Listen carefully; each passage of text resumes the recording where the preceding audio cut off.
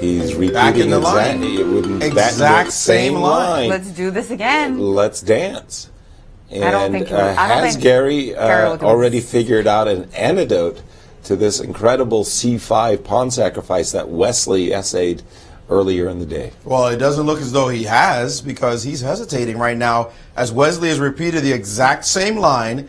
Garry's a very principled player. If he doesn't believe you, he will play the same variation. But right now, E5. and he has played the move, and they're in the exact same position where Wesley, in this position, essayed. Wait, no, the last time he played c5, didn't he? In this position.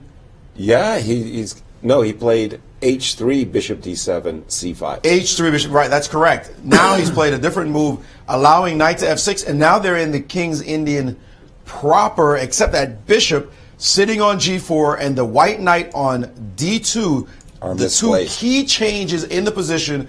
And guess what? c5 is back on the board yet again.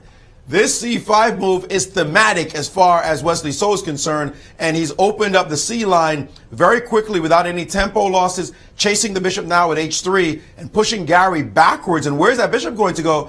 d7, but that allows eventually the move knight to c4, so he's preparing it as Wesley So with rook to e1. He didn't want to hang his e-pawn. You remember, it wasn't so pretty for Garry in the last battle when he had a knight sitting on c8 in order to defend against knight c4, so he's played the move b5. No, he did not play b5. I'm suggesting the move b5 because everything Marie said was right on the button, and that knight on c4... And he did it. Yeah, of course.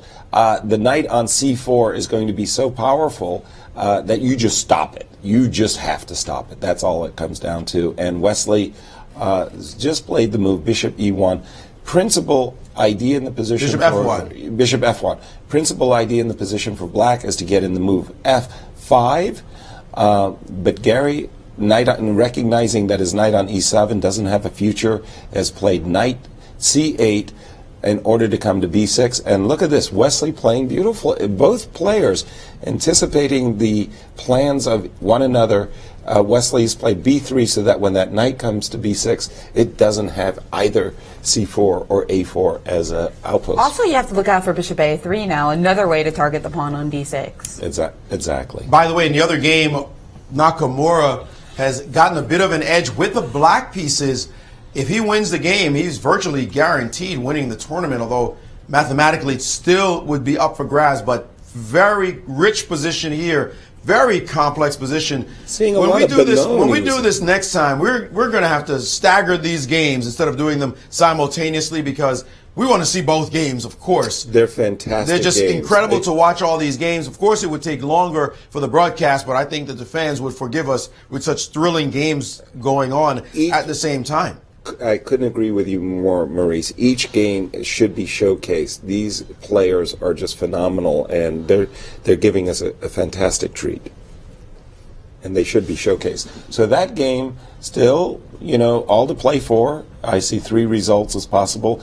And let's switch back to Garry's game for a second, as the players have been we taking see their time. a4 and a6 have been inserted into the position, and now Wesley taking on b5. At some point, we might be able to make use of that a6 square to get some extra pressure on d6. The problem in this position for white is this knight on d2 with the pawn on b5.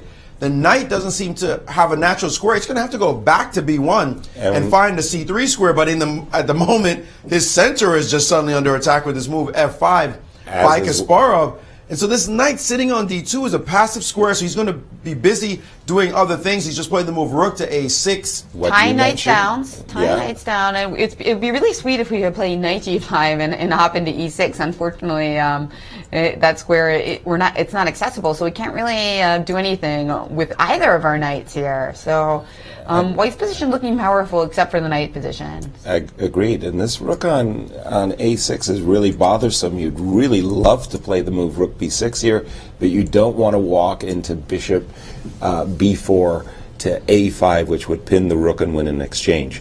So pressure for Wesley, and a beautiful move by Garry posting his bishop on h6. It's all about activating your pieces, and we can see that this rook on a6, the bishop on b4, very, very active.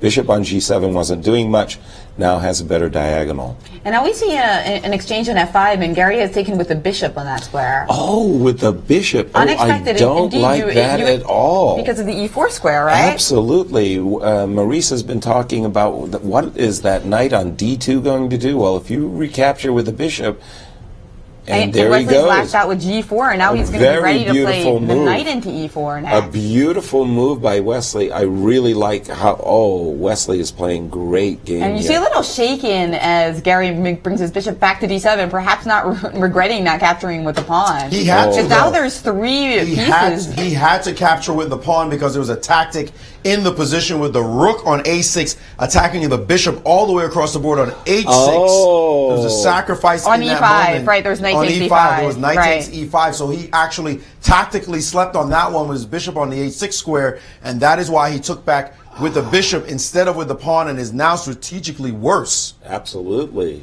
Absolutely. Yeah, and all of White's pieces looking very, very good. That's right, forced to defend with the queen, which also creates another pin and potential tactics in the position, although right now everything is held on to here. Right. I would love to be able to play the move knight d4, jumping into the position, but for the moment, the discoveries don't seem like they lead to anything.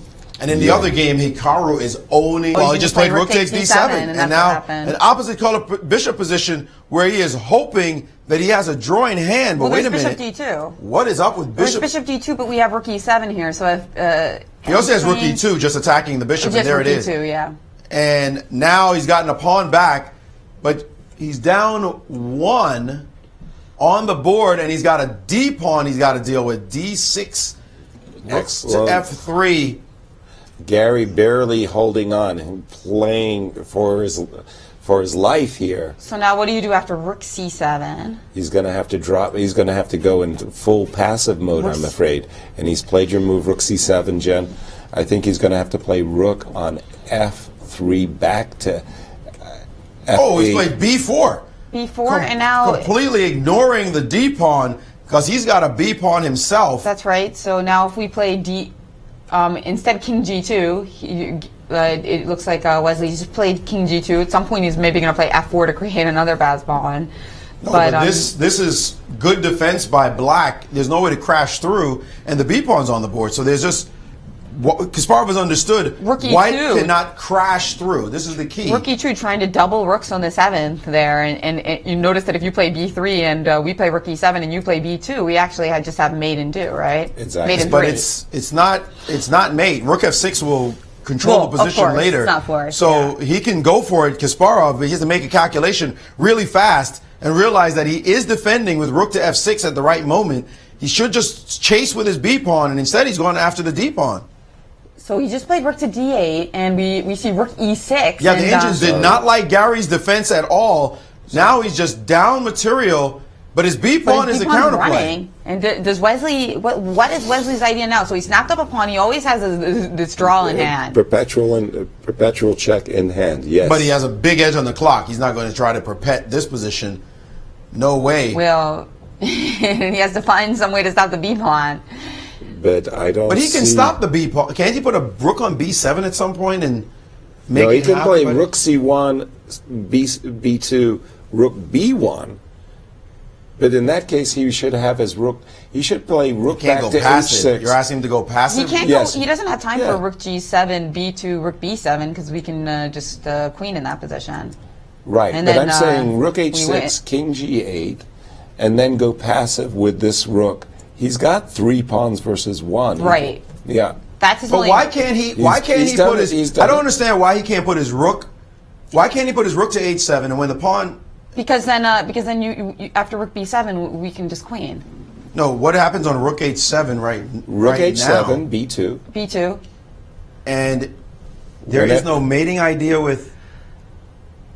No, I know. Yeah, I know. Then I play the rook c to g7 with check. King and then when your king goes to f8, play rook b7. Okay, and the king goes back to g8. And I still got the b pawn. You're still threatening to queen. That's true. Right. That's a tricky line. Rook h7 doesn't make sense. exciting game. Yeah, here there's all going on. kinds of every- drawing formations with the double rook attacks, right? Right. Oh, And Wesley now in time pressure. Oh, there Is was this- a way to do it. There was a way. You move your rook over to d7 in that position. The rook on the h file. He has to take the draw now, and Garry has repeated. Well, that one we'll look at. He did have a way to make